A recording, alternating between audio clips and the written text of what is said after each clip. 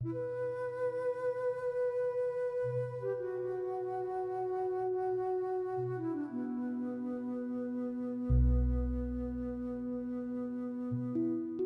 मैदान हमारा है। क्रिकेटर ऑफ द ईयर का खिताब जीतने के बाद रजनी की मीडिया में खूब चर्चा थी। आज कई दिनों के बाद रजनी उस अकादमी में आई थी जहां खेलकर वह इस मुकाम तक पहुंची थी। इस मुकाम तक पहुंचने के लिए उसे बहुत संघर्ष करना पड़ा था। कई रूढ़ियों को चुनौती देनी पड़ी थी, जिनके हिसाब से खेल का मैदान लड़कियों के लिए नहीं होता। रजनी के पिता सरकारी कर्मचारी थे, अपने कॉलेज की क्रिकेट टीम का महत्वपूर्ण हिस्सा रह चुके थे, लेकिन एक हादसे में चोट लगने के कारण देश के लिए क्रिकेट खेलने का उनका सपना अधूरा रह गया। वह अपना सपना बेटे के जरिए पूरा करना चाहते थे, पर रजनी ने जन्म लिया। उसके दबे हुए रंग ने उसकी दादी के मन में चिंता जगा दी थी कि उसका विवाह कैसे होगा। रजनी उनकी इस चिंता को और बढ़ा देती थी, क्योंकि दूसरी लड़कियों की तरह घर में बैठकर गुड़िया के बाल बनाने की बजाय उसे मैदान में जाकर खेलना पसंद था। रजनी की दिलचस्पी क्रिकेट में थी। वह कोशिश करती थी कि वह गली के लड़कों की टीम में एक खिलाड़ी की तरह खेले।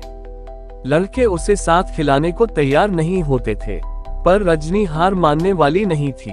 एक दिन उसे अपना हुनर दिखाने का मौका मिल गया। लड़कों की टीम का दूसरी टीम के साथ मैच था, लेकिन उनका एक खिलाड़ी बीमार हो गया। वह एक अच्छा बॉलर था, सब परेशान थे। रजनी ने मौका देखकर विनती की कि उसे अपनी टीम में शामिल कर ले। कोई चारा ना देखकर लड़कों ने तय किया कि उसका टेस्ट लिया जाए। अपनी टीम के सबसे अच्छे बल्लेबाज को एक ओवर फेंककर उसे आउट करने को कहा गया। रजनी ने तीसरी गेंद पर ही उसे बोल्ड कर दिया। इसके बाद रजनी ने उन्हें इस बात का मौका नहीं दिया कि उसे टीम से बाहर बैठाया जाए। लेकिन रजनी अब किशोरावस्था की तरफ बढ़ रही थी। उसका बाहर जाकर लड़कों के साथ खेलना उसकी दादी को पसंद नहीं था। वह उसके खेलने पर आपत्ति जताने लगी। घर पर उनका नियंत्रण था, अतः रजनी के क्रिकेट खेलने पर पाबंदी लग गई। इस बात से रजनी को बहुत दुख हुआ। जब रजनी का बाहर जाकर क्रिकेट खेलना बंद हुआ, तब उसे सही मायने में समझ आया कि वह सिर्फ मन बहलाने के लिए क्रिकेट नहीं खेलती थी, बल्कि उसे इस खेल से प्यार है। ये समझ आते ही वह और अधिक तड़प उठी।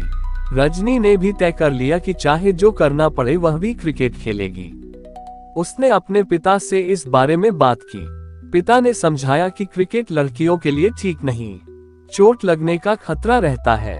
रजनी ने भी तर्क दिया कि ये खतरा तो सड़क पर चलते हुए भी है।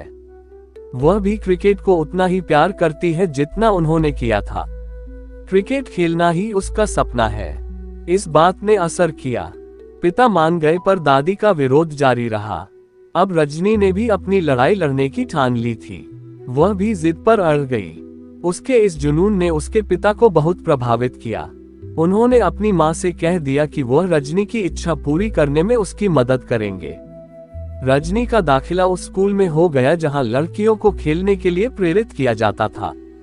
अपनी मेहनत से रजनी स्कूल टीम में शामिल हो गई। फिर तो उसने पीछे मुड़कर नहीं देखा। अच्छा क्रिकेट खेलते हुए रजनी को अपने राज्य की टीम के लिए खेलने का मौका मिला। घरेलू क्रिकेट में अपने शानदार प्रदर्शन के बल पर वह राष्ट्रीय टीम का हिस्सा बन गई। देश के लिए खेलते हुए रजनी ने कई कीर्तिमान स्थापित किए।